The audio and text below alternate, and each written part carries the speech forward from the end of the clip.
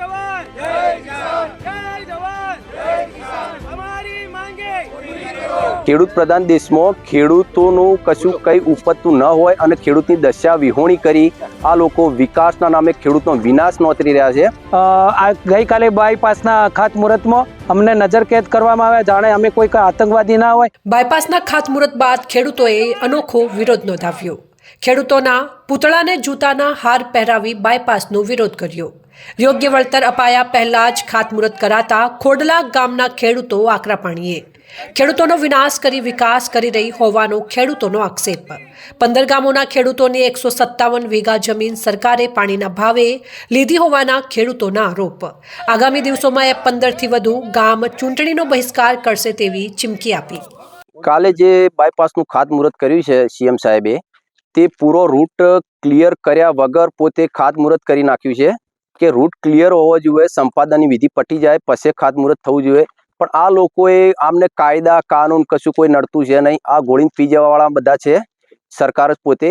અને ખેડૂત પ્રધાન દેશમાં ખેડૂતોનું કશું કંઈ ઉપજતું ન હોય અને ખેડૂતની દશા વિહોણી કરી આ લોકો વિકાસના નામે ખેડૂતનો વિનાશ નોતરી રહ્યા છે અને ખેડૂતને મારી કચડીને આ લોકો વિકાસના નામે વિનાશના નામે ખેડૂતના વિનાશના નામે વિકાસ કરી રહ્યા છે।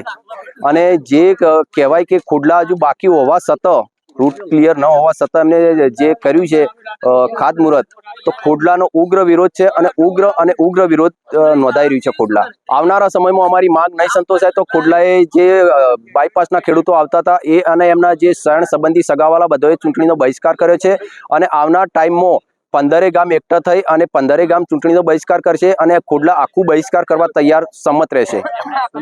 અમૃતલોક ખોડલા। આ ગઈકાલે બાયપાસના ખાતમુહૂર્તમાં અમને નજરકેદ કરવામાં આવ્યા, જાણે અમે કોઈ આતંકવાદી ના હોય એ રીતનું અમારી સાથે પોલીસ પ્રશાસન દ્વારા કામગીરી કરવામાં આવી। આ રીતનું એકચ્યુઅલી જે અમારી જમીન સંપાદન કરવામાં આવી છે સિટીની નજીક છે, જેનો માર્કેટ વેલ્યુ અત્યારે 2 થી 5 કરોડ રૂપિયા વીઘાનો ભાવ ચાલે છે, જે અમને ચૂકવણામાં 5 લાખથી 15 લાખ રૂપિયા અમને વીઘે ચૂકવણું કર્યું છે, જેથી અમે ગામમાં એક સારો પ્લોટ પણ લઈ શકીએ એમ નથી અને આ રીતે અમારી આજીવિકા છીનવી લીધી છે। અમે સરકાર તથા સરકારી તંત્ર અને સરકારી નેતાઓને અમે જઈને વારંવાર રજૂઆત કરી કે તમે વિકાસની કામની સાથે સાથે અમારા ખેડૂતોનું થોડું વિચારી અને અમારી આજીવિકા છીનવાય ના તે પ્રમાણે તમે માર્કેટ પ્રાઇસ અમને ચૂકવો, પણ એ પણ સરકારી જંત્રી પ્રમાણે અમને પૈસા ચૂકવી અને એ લોકોએ દમનગીરી કરી અને કે એવોર્ડ જમીન કરી દીધી અને આ રીતે અમને બેકાર કરી દીધા છે અને અમારા આવતી પેઢીનું ભવિષ્યનું શું બધા રખડી પડ્યા છે એવી પોઝિશન અત્યારે અમારા ખેડૂતોની હાલત બની છે। શું માંગ છે તમારી? અમારી માંગ એ જ છે કે અમારી જે જમીન મોઘામૂલી જમીન લીધી એ તમે કોઈ પણ બેંક છે એ કોઈ પણ લોન આપતી હોય તો વેલ્યુલેટેડ નક્કી કરે કે ભાઈ આ વેલ્યુશન છે અને આપ ભલે જંત્રી આ રહી પણ એનું વેલ્યુશન આ થાય એ પ્રમાણે એ ફંડિંગ આપતી હોય છે, તો પછી અમારા ખેડૂતની જમીનનું જંત્રી પ્રમાણે કેવી રીતે ચૂકવણું થઈ શકે? અમારા ખેડૂતને પણ એ વેલ્યુલેશન પ્રમાણે નક્કી કરી એના સારા વકીલો જે વેલ્યુલેટેડ એન્જિનિયરો બેસાડી અને અમારી જમીનનું મૂલ્ય નક્કી કરે અને એ પ્રમાણે અમને ચૂકવણું કરવામાં આવે। પણ જે માર્કેટ વેલ્યુથી અમને 5% 2% એવા રૂપિયા ચૂકવી અને અમને એમની સિસ્ટમ પ્રમાણે જે કરવાનું આવે એ રીતે જમીન એવોર્ડ કરી દીધી અને કામગીરી ચાલુ કરી દીધી છે। શું નામ? રમેશ પટેલ।